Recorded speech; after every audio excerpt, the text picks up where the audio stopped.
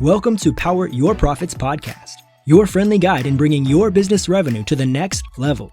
Listen as host Dr. Susie Carder hears inspiring stories of success from her fellow entrepreneurs and transformational leaders.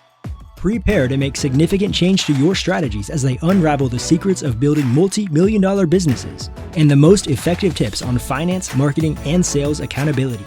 If you want to take your first steps towards explosive business growth, this podcast is for you. Without further ado, here is your host, Dr. Susie.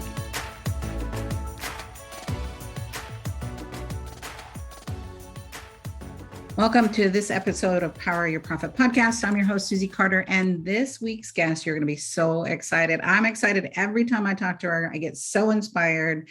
She's a data geek like me, right, to help us quantify our marketing, right? LaTisha Styles is a speaker and an online marketing certified professional. She's the founder and CEO of You've Got Clients and author of the forthcoming book, Assume the Throne, 4 Steps to Unlock Your True Identity and Power as a Leader. Her audience is over 88,000 followers, subscribers, and regular viewers. LaTisha provides tips, guidance, insights on branding, marketing, content creation, mindset, and so much more.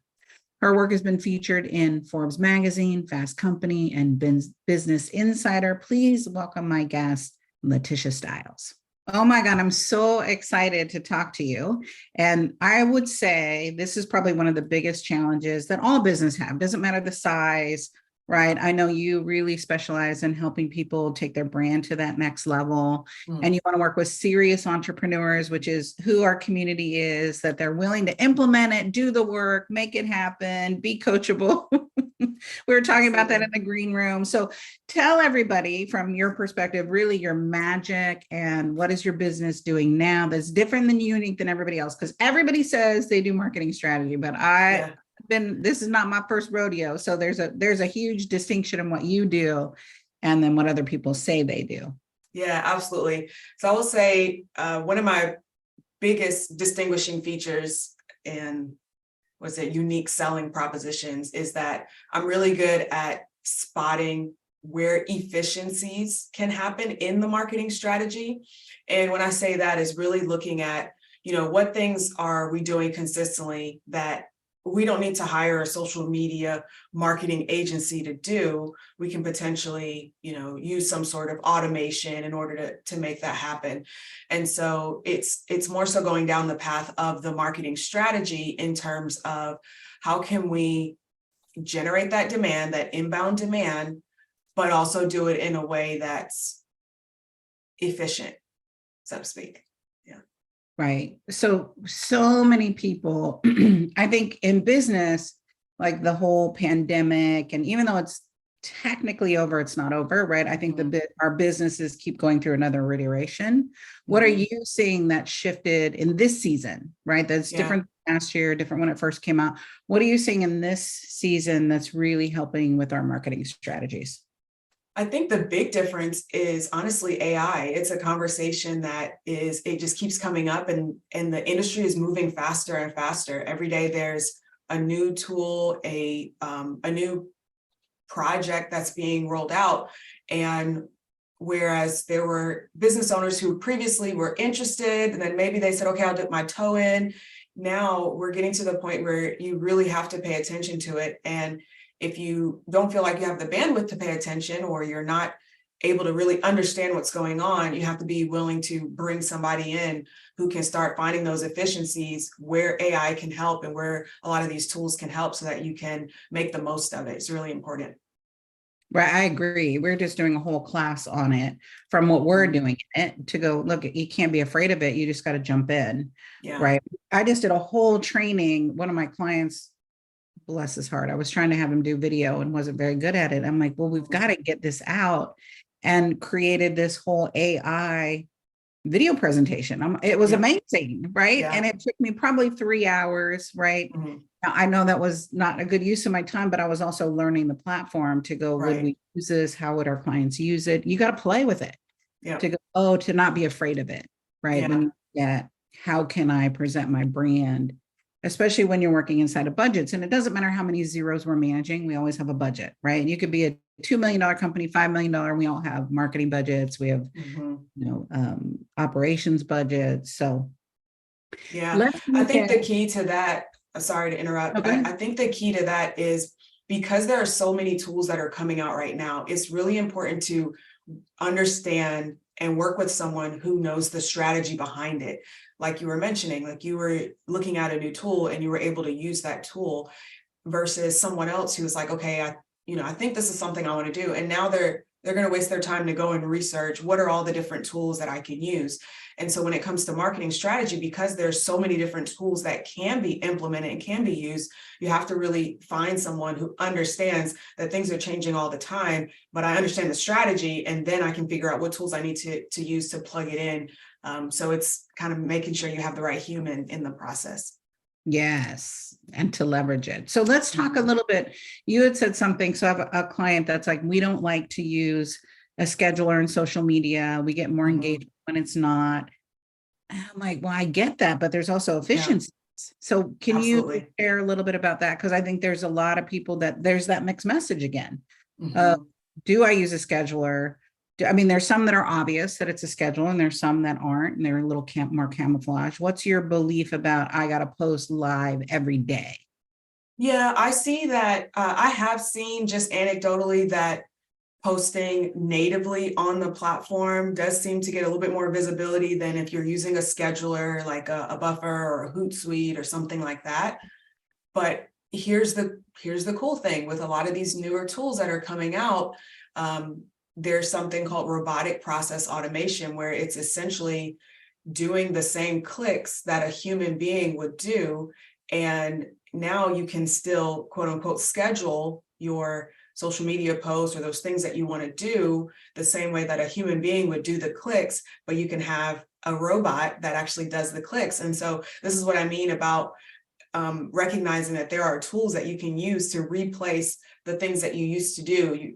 And these things just weren't available just, as short as 3 or 4 years ago. And the industry is just rapidly advancing. Right. So fast, right? Mm-hmm. So let's tell people a little bit of your backstory, because I love your Yeah. backstory, right? You've got such an entrepreneurial journey. And even when we didn't know what that word meant, right? I love your story. So kind of share how you became you and your entrepreneurial journey, because it is sweet. Sure. So I'll go all the way back to when I was a kid. And I remember I went to my parents, it was my sister and I, we both went to our parents and we were like, hey, we want an allowance. And I think my mom looked at me and our dad looked at us and, he said, well, I won't give you an allowance, but I'll invest in your first business. And I don't remember if those were the exact words that he said, but, I just remember we were looking at him like, what are you talking about? So he told us that he was going to take us to Sam's Club, which is like a big box wholesale retailer. He was going to take us to Sam's Club. He was going to purchase candy, and we could take that candy, then we could sell it at school or in our neighborhood. And we did that. And so we were actually surprised that, wow, we bought this. It only cost us, $20 or $30 to buy this. And by the time we finished selling it, wow, we have, $40 or $50 or $60, which was a big deal. And I also remember we started eating some of the candy as well, because obviously we're kids. We're like, look at all this candy. And that was the first time that I learned the idea of profit, or the definition of profit. And he told us, well, I bought the candy for you the first time, but I'm not buying it again. So you have to make sure that you have enough money to go and buy more so that you can sell it again. And he sat us down and he helped us look at the numbers. And that's when I understood, okay, I have to make sure that my business has enough to run. And then, maybe I don't eat all the candy. Maybe I eat, just a little bit of it. It takes some for myself. So yeah, that was my first foray into entrepreneurship. I love it. Well, I repurposed my Halloween candy and sold it to my brothers and sisters, right? But for chores, right? Because I'm like, you eat all your candy. And to this day, I don't like candy. And I don't know if I don't like it, but I just to leverage, right? Smart. Oh, I can give you a big chocolate bar and you'll do dishes. We had 9 kids. So think about every dinner was like Thanksgiving dinner, right? So to go, oh, I love when these stories come and then you look at where you are today, that's huge. Yeah, so, it definitely had a big impact for sure. Yeah, that's huge. I love it because what a smart dad, right? to go spending that time to really teach you business and the structure of business. And Yeah, and they only had to give us an allowance once, and so we right. couldn't ask again. That was smart to go, you can earn it. Yeah. My kids, when they were little, like, I have to earn everything I do. I'm like, yeah, well, so do I. So you're going to earn Right. it. Welcome to That's life. how the world works, right? Hard lessons, but good lessons, right? They both of them are, high achievers and entrepreneurial in their own right. So it does make a difference. I always say, bring your kids in the journey, bring your family in the journey, right? That Absolutely. as long as it's functional family, right? there's both philosophy, don't hire family, and then there's teach your children how to work inside a business, right? Right. So let's talk about your journey in building businesses and really looking, what was your biggest, I'm going to call it failure or learning experience, in business. And then, what was your takeaway from it? Gosh, there's so many. No. Well, I will say that's key, right? To go, there's so many, and she's still laughing. So I think that's huge. You're still laughing about it. Yeah, you have to. If you don't laugh, you'll cry. So I guess the first one was me quitting my full-time job to go full-time in a business. So the very first business that I started, I had a couple of other quote unquote businesses before then, but I'll say this was probably my first foray into, I'm going to quit my full-time job, not just do something as a side hustle and call it a business, but I'm going to quit my full-time job and take this as a business. It was a blog that I was working on, and I saw it as the opportunity to create a media company, create a lot of content, make money from ads, et cetera, et cetera. And as I was launching that blog, it was a personal finance blog, I was really dependent on affiliate deals for a lot of the revenue that was coming in, which wasn't very big at the time, but it was enough to keep me away from having to work a full-time job.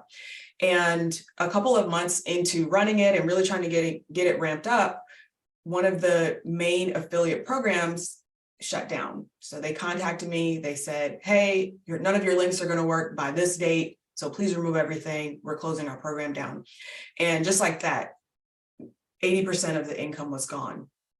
And I really tried to make things work. I was really trying to run and figure out like, oh, how can I, get this working? But unfortunately, I didn't have enough time. I didn't have enough runway as far as how much money I had saved in order to not work full time and also work on the business and need the money coming from the business to support me. So it was too little too late at that point. So I will say that was one of my first failure lessons, which is, even if you do have money saved, it's important to, number one, diversify your revenue streams. So never be dependent on any one client or any one source of revenue.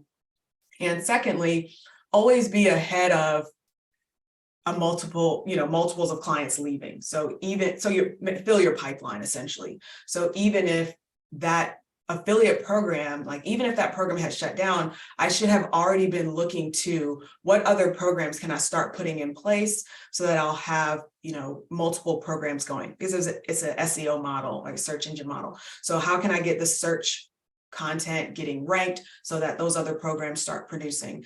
And it was a very valuable lesson. While I was learning the lesson, I went back to a full-time job, and that was another story. That's another story as well.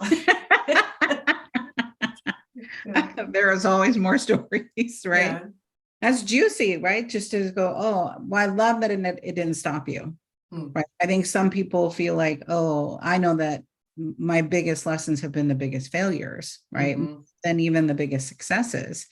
Like those bloody knees and bloody elbows are what really got me the tenacity, and you've earned your stripes in business to go, oh, that's part of business. Yeah. I don't like it. You don't like it. And it's not fun, but it is part of, how we do business. Yeah, for sure. So in marketing, do you work with a client and look at their budget? Is there a budget for advertising? Like we kind of share, here's your budget, here's what you need to do. But from your perspective, what should I be investing? Because there is a should, right? It's not this passive thing that's over here and go, oh, I need to do this campaign. Let me spend marketing dollars. Yeah, sure. So I guess one of the first things that we really look at is where are the majority of your clients coming from today? And then how can we optimize that process of, speed to lead? Are we actually generating leads from this source? And how can we increase those conversions? And I will say one of the biggest things that's changed over the last couple of years is that buyers, sophisticated buyers in particular, so if you're doing a B2B offer, sophisticated buyers are not just looking at what can you do for me, they're also looking at who are you and do I trust you? Because the industry is getting more and more crowded because we are now in a global economy. We're all online for the most part. And so you could be competing. You're not just competing with people in your local area. You're also competing, depending on your business, but you're also competing with the entire nation. You're competing with people in other countries. And so there's a lot of people who can do what you do. And with that said, individual buyers, sophisticated buyers, they're looking for someone with that personal brand that they connect with. They want to see the business owner, the CEO, the person who's leading. They want to see, is this someone that I can trust? Is this someone I want to connect with? And I think that's why we're seeing personal brand being more important and you sharing more of your philosophy and your views on different social media platforms that might not necessarily be, okay, now come sign up for my webinar, or now come sign up for a phone call. Things have gotten a little bit different. Right. You're listening to another episode of Power Your Profits podcast. We'll be right back after a quick word from our sponsors. Are you tired of pouring resources into strategies that don't work? Say hello to Dr. Susie Carder, your future fractional COO. With Dr. Susie in your corner, your business can skyrocket to 7 figures and beyond. With a track record of creating thriving businesses, trust that you are in good hands. Head over to coo.poweryourprofits.com and let us put some magic into your business growth. Overwhelmed by the complexity of business profit strategies? Jump aboard the Bullet Train to Big Profits course, a streamlined solution by Dr. Susie Carder.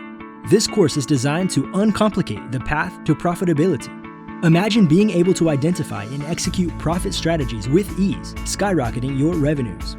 Visit course.poweryourprofits.com and sign up for the Bullet Train to Big Profits course today.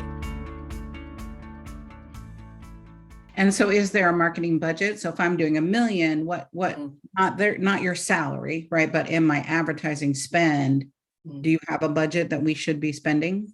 That question would be subjective based on the goals, Right. Based on the goals that you have.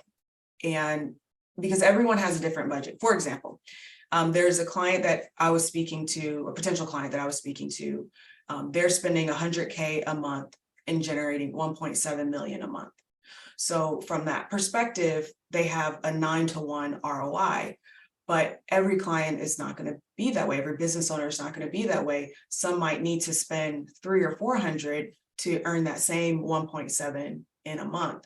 And so with that said, the first thing to do is to look at how can we first optimize these pieces for people that are coming in so that we don't overspend and just go after, okay, we just need a bigger budget first. It's like, no, well, let's look at these pieces that you already have in place and how can we optimize those pieces first to determine what the best budget might be for your goals. So what are the things that I'm looking for? So when you say that, so if I'm spending, 100 grand, what am I looking for? And I know it's a blanket, right? Because you're like, well, Susie, again, it depends. I'm trying to put her in this box. She's like, there's no box. Yeah. I don't play in a box. There's no sandbox. Like, I know there's best practices, I guess we can, versus, one answer, because there's not there. It depends again on our strategy. It depends on what we're doing. So what are some of the indicators I should be looking at? Yep. I'll give you an example. So we have a client that we, doing a launch, and the launch model works, right? Closing 200,000 to 300,000 every launch cycle. We're getting about 1,500 leads that come in, and about 200 to 300 show up.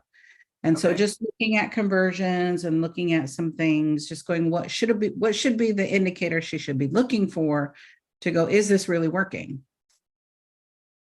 I mean, the end result, like based on what you're putting in, are you getting out more? I think that's more of an ROI question in terms of based on our advertising budget, are we truly bringing in the return on investment that we're looking for? Because there comes a point where you increase the advertising budget and then your ROI drops because you lose a little bit of efficiency. So I guess I'm trying to answer the question without. Well, let's look at what should be Okay. some of the indicators I should be looking for, right? Yeah. To measure, let's just say, I don't know what I don't know, to go some of the questions you should be looking for in any ad spend. Because what I find is everybody wants to do ads, whether it's Google Yeah. ads, Facebook, Insta, whatever, right? LinkedIn, what are some of the indicators I should be looking at so I can see, is it working or not working? Because most people don't know, right? They Yeah. don't have a LaTisha, right? They might have an agency, or their job is to get more, ad spend, depending on how their model is set up. So Yeah. give me some examples of what we should be looking for so we know we can go, is this working? Is this not working? Yeah, ROI is a big one, right? Yeah, ROI. You could look at cost per lead. Mhm.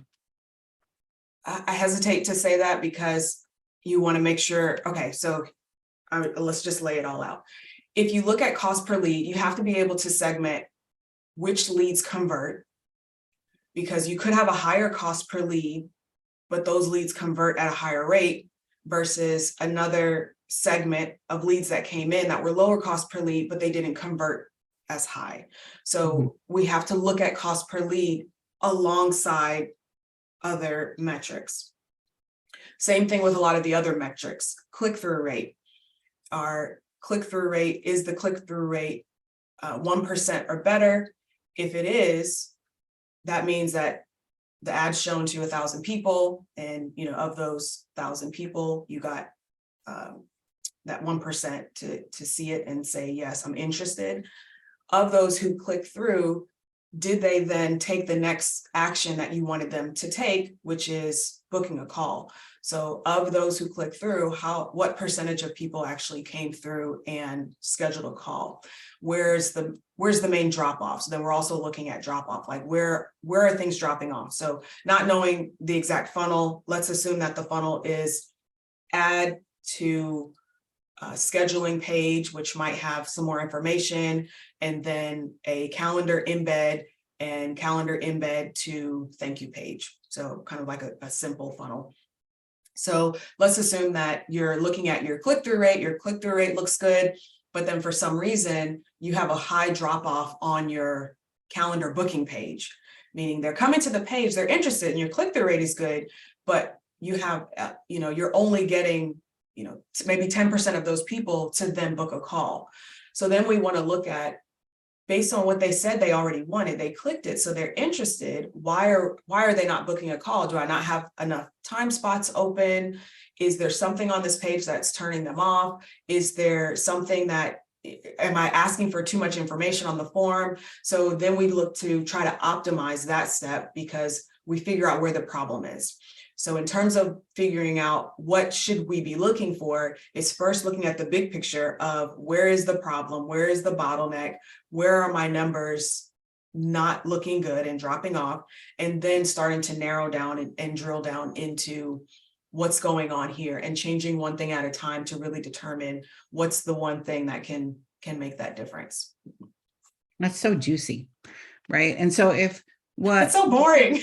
No, it's so juicy, right? Because I'm like, okay, does she really want me to get into this? Okay, fine. I do, because the answers are in the question, right? To go, and I've been doing this for years, and I'm still, sometimes this isn't obvious. And I think if you have no idea what she's talking about, juicy, let's book a call, right? Because that's the first thing you want to do, is to go, oh, well, let's book a call, because I don't even know that I don't even know. And again, it doesn't matter how many zeros we're managing, because marketing changes like your underwear. Like it just changes so fast that it's hard for me, running a business, being the butcher, the baker, the candlestick maker, to manage it all. You can't. You have to have an expert in your corner that's going to ask you the hard questions. And that's all I hear you doing is going, there are more questions than answers until they'll get those questions answered. And if somebody, what I love, LaTisha, is your transparency of going, there is no one size fits all. Yeah. And I think as consumers and businesses, we're trying to look for the silver bullet. Well, the silver bullet's in the details. And if you don't like details, you've got to find someone that's willing to dig in the details and give you, here's why it's not working. Yep. Right. I know I've spent hundreds of thousands of dollars in advertising that haven't worked because those questions weren't asked. Yep. I didn't know what I didn't know. Right. Those questions weren't answered because I might have the high level stats, but I don't know. And I think that's what's important is to go, because you don't know doesn't make you a bad business person. Yep. The first part of change is going, I don't know. Yeah. Then who knows? Right. I think sometimes I find that a lot of business owners at that level, they don't even have insight into the numbers. So they don't even know, they can't even answer the question, where is the drop off? Because the only thing they're getting either from their advertising agency or, if they're, trying to do it in-house, the only thing they're getting is, this is what we spent on ads and these are the results. And so without digging into the details, it's difficult to diagnose and to figure out what's broken. Well, I love that because that's where most of us, and I'm talking clients that are spending millions in advertising, right? It's to go, oh, one little tick, right? We always say that business is like this combination lock. One little tick and this won't open. That's marketing spend. That's to go, if we're not managing that, I can't just keep throw more money at it. Now I've done it wrong. That's the only reason why I can sit here and say this. Because I'm like, oh, well, if my ROI was 9 times, let me just spend 9 times. Okay, no, that did not work, right? Yeah, exactly. That philosophy doesn't work. I think we get so excited about the Insta stories and the reels and like, oh, okay, I want to do that. I just need to spend this. No. Yeah. Well, and there's, just to get really nerdy with it, there's a tool that I really like called Segmetrics, SEG, Segmetrics. And what that does is it looks at that entire flow. So it'll look at, based on the ads that you're running, the individual ads from Facebook or wherever, whatever you're running ads, LinkedIn, wherever, based on the ads that you're running, which ad sets created clients, which ad sets are contributing to phone calls. And because of the issues with iOS and a lot of these platforms and different tracking, we lost a lot of insight into the tracking over the last couple of years. And what Segmetrics does is they integrate with your actual platforms. So you're telling them this happened on my side, and then Segmetrics is looking at, okay, this is what happened on Facebook side. So now we can match it up and tell you, well, this person visited your website. They didn't give you their email address at that point, but we saw that same computer, that same IP address 2 months later, finally give you their email, and they happen to click an ad, and then they happen to book a call. And initially they came from this search term. And so I really geek out over that. I love like digging into that and figuring out, where people are coming from and what's happening. And that's one of the tools in my toolkit that I use to do that. I love it. I geek out with you. I don't want to do it. Let me just clear. I don't want to do it, but I want someone that knows how to do it to go, because that really has me. One, it shows the value of you to the client. Right. To go, hey, here, I'm going to look at this data and tell you why it's working or not working. That's priceless. People always go, marketing's so expensive. Well, it is if they're not really looking at all the indicators that we do to get that result. It's not just about making things pretty, right? In the beginning, you might think making it pretty worked and your brand is important and your personal brand is important. But once you start doing the serious work in here, it's all about metrics. Now, I didn't in the beginning, but when I've spent hundreds of thousands of dollars wrong, and to go, well, I'm just thinking about like when my book came out and the book launch and how much money we spent wrong.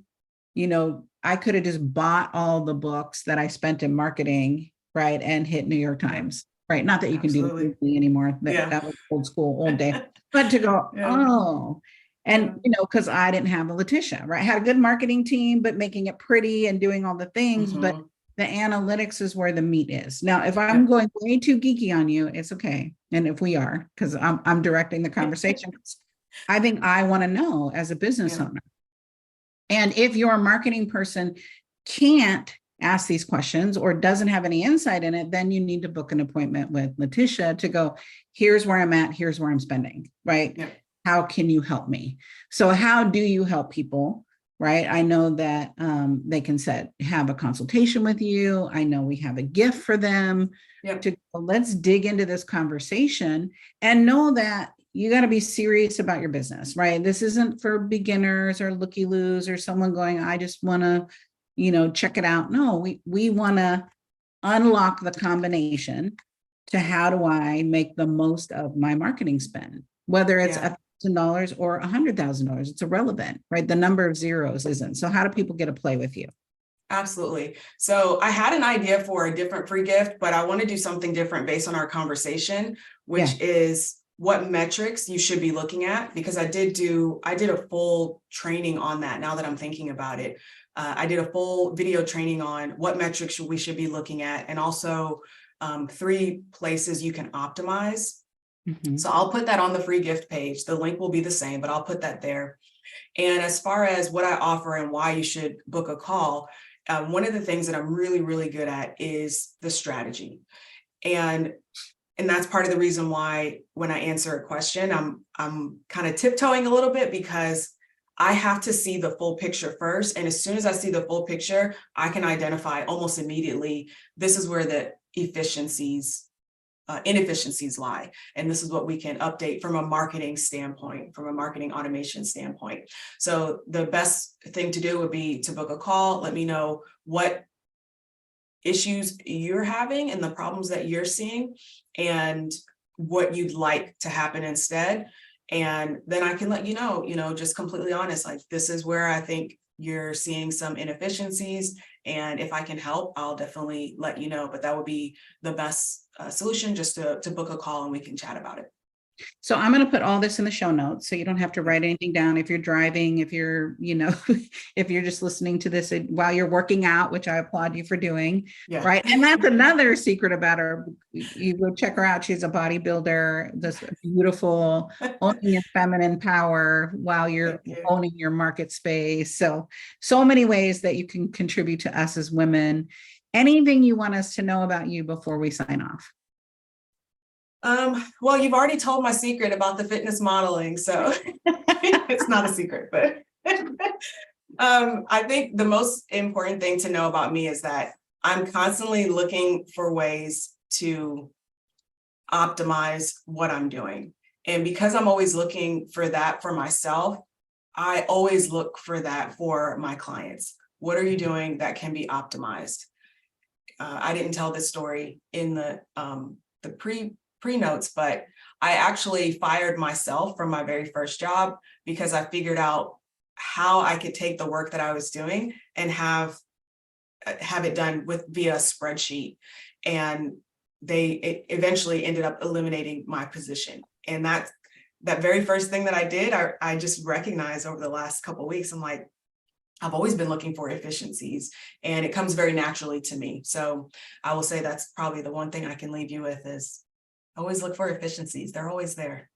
They are always there. I geek out over that, right? And I've had to learn the hard way because I've done it so inefficiently.